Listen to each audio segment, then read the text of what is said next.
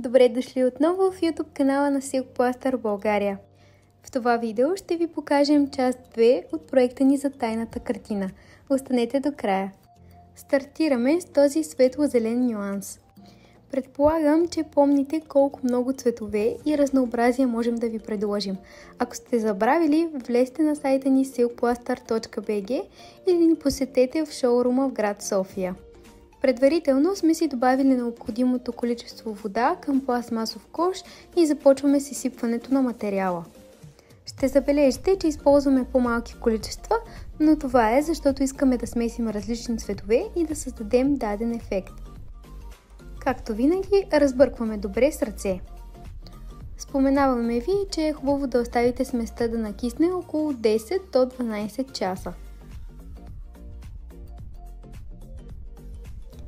Преминаваме и към светло-синия цвят.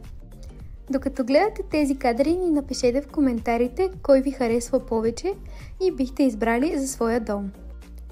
Принципът е същия, добавяме го в отделен кош и прибавяме вода. Често ни питате колко вода трябва да добавите, това го има описано на всяка отделна колекция, тъй като има значение. Изсипваме си материала в пластмасовия кош и при желание можете да добавите и брокати. След това отново разбъркваме добре до постигане на желаната консистенция. Винаги може да добавите допълнително вода, ако сметнете, че има нужда. Разбъркваме добре и в случая ни беше необходимо още малко вода, след което разбъркваме отново и оставяме да накисне. Ние предварително сме си очертали контурите с горещо лепило и маркер. Ако искате да използвате няколко цвята за една стена, ви съветваме и вие да го направите, за да не се притеснявате, че ще излезете от пространството.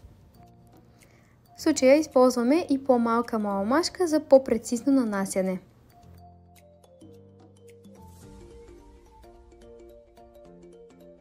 След като завършим зеления цвят, преминаваме и към светло-синия. Отново отделяме с контури.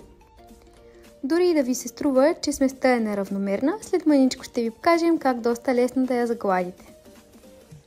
Просто вземете една по-голяма маламашка и преминете върху поставения материал. Ако искате и ви е любопитно да разберете как изглежда завършената картина, харесайте и оставете коментар на това видео.